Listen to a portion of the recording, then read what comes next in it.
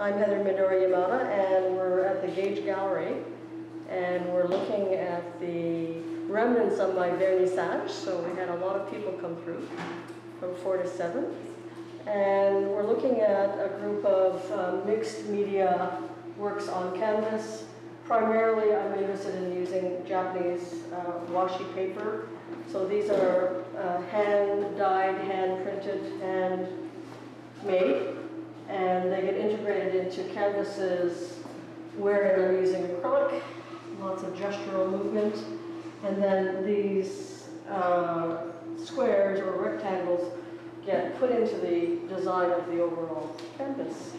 And we have two pieces that are older pieces here, and all of these areas that have, in this case, this is a print of leaves. It's actually done on the Japanese paper. And so the wash and the gestural part here is done first. And of course I let it dry. And then these areas here are done on big sheets, which I tear down, cut up, and then collage into the hole. And then sometimes there's a gestural mark that will go right over top of, like right here, for instance. You'll see there's a mark that happens here. But mostly, same thing here. You'll see where, so this has been painted first, the Japanese papers have been collaged in, and then using pumice, which gives a kind of a gritty quality to the paint, there's a very gestural movement. And so unlike oil painting, there's no going back. I can't if something doesn't quite work, scrape it off and do it again. So in all of these, there's a quality about them that, for me personally, there's a quality of something being in the moment and instantaneous, and yet there are elements also that are very strong and kind of rock-like or tree-like, and there's a mixture. So these blocks, whether it's a full color like this or a painted color, act as kind of pillars or kind of ways to anchor the whole space. The space is anchored, and then here, you see, there's quite a strong gestural mark, and then there's a bleed.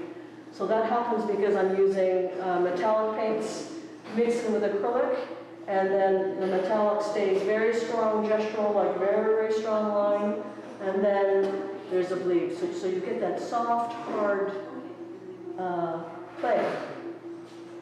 So if we look around the show, there are pieces that are washi by themselves. So this particular series is called Enso, which refers to this Japanese circular symbol. There's one on this wall, and if we sweep around, there's one on this wall.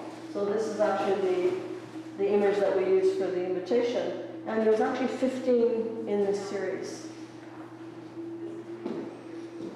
Some of them have quite a dark brown, as you can see here.